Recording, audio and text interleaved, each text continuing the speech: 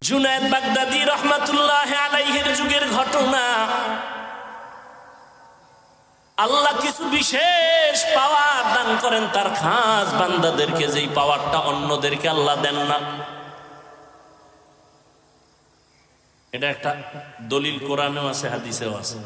কোরআনের দলিলটা শুনেন, ইয়া আইয়ুহাল্লাযীনা আমানু ইন তাত্তাকুল্লাহ ইয়াজআল লাকুম ফুরকানা।